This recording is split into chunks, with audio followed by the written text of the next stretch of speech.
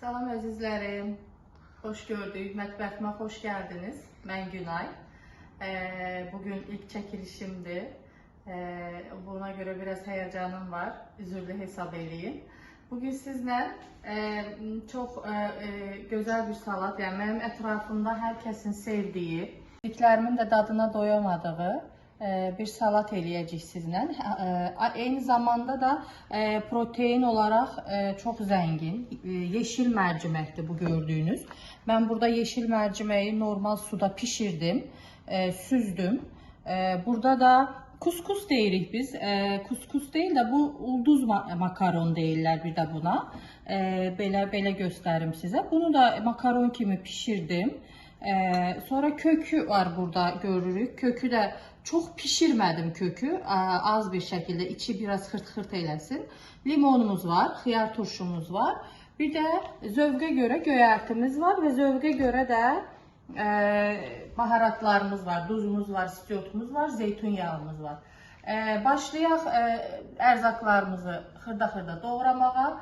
Sonra hamısını bir-birinə qarışdırıb baxarıq.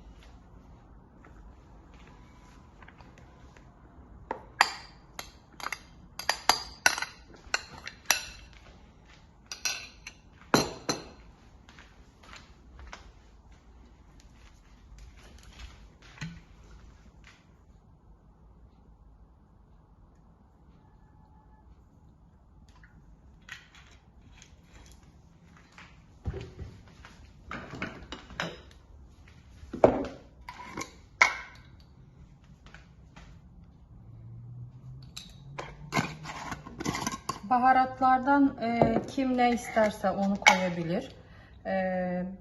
Yani ağız tadına göre. Herkesin ağız tadı farklı olduğu için.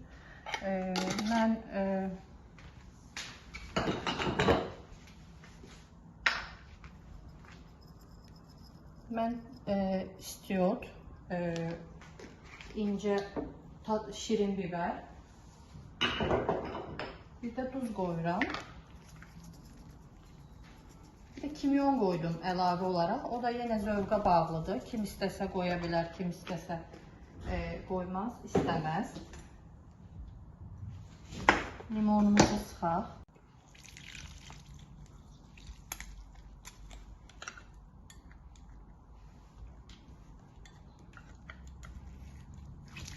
Bir limonun suyunu sıxdım.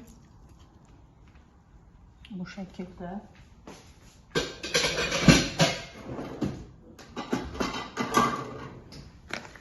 Ve karıştırdık.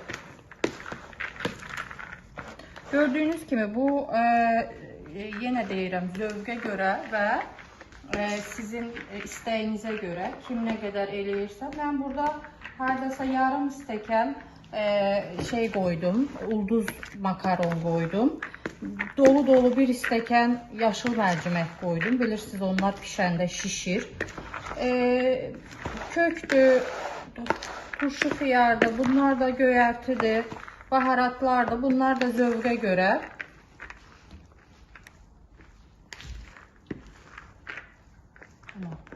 Əzizlərim, salatımız hazırdır. Bir şey de size diyeyim ki burada bu yaşıl mercimeğin biraz bir qəribə bir dadı var. O dadı sevməyənlər üçün də mən söz verirəm ki bu mercimek salatı protein cəhətdən zəngin olduğu için hamıya yedirdə bilərsiniz. Yəni dadı çok güzel olur. Bu salatı uşaqlarınıza da protein cəhətdən zəngin olduğu için sevdirərək yedirə bilərsiniz. Çünkü çok güzel dadı var. Əminliklə sizə deyə bilərəm ki, mərcimək sevməyənlər də bu salatdan mərciməyi sevdirəcəksiniz. Mən oruc olduğum için dadına baxa bilmirəm. İnşallah iftarda, həm də iftar üçün yüngül bir salatdır. Supun, yəni çorbanızın arxasından yeyə bilərsiniz.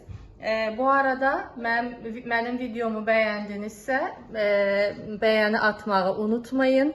Bir dahaki videomuzda görüşene kadar eğer o Türkler demiş bir kusurumuz olduysa da kusura bakmayın.